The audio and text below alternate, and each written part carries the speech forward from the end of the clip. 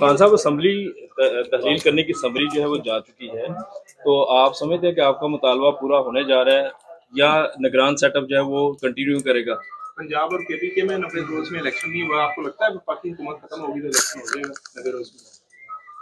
دیکھیے خطرہ یہ ہے کہ ایک دفعہ آپ آئین کو توڑ دیں تو پھر آپ راستہ کھول دیتے ہیں کہ طاقتور فیصلہ کرتا ہے آئین کی کون سی شک ماننی ہے اور کون سی نہیں ماننی.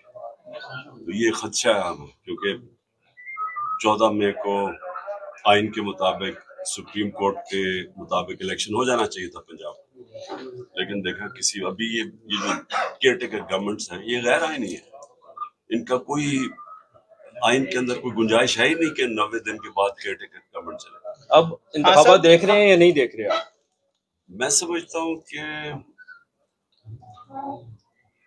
پاکستان کے لیے تو صرف ایک ہی راستہ ہے، جو جس طرح ہم پولیٹیکل اور معاشی طور پہ ہم ایک دلدل میں پھنس گئے، صرف راستہ صاف اور شفاف الیکشن. بس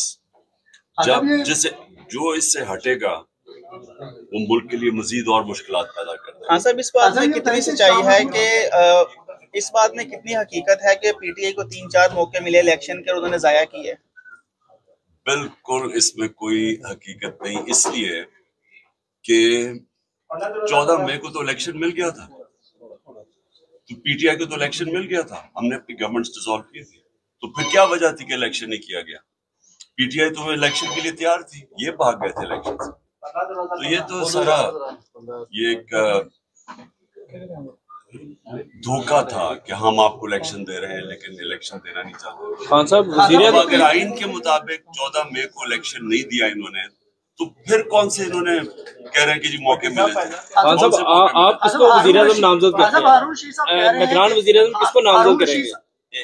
آپ کس کو سمجھتے ہیں کہ نگران وزیر اعظم آنا چاہیے؟ دیکھیے کیئر ٹیکرز کا تو سارا جو مقصد تھا کہ وہ نیوٹرل ہوں گی، اس کا تو مقصد انہوں نے اس کی دھجیاں اڑا دی.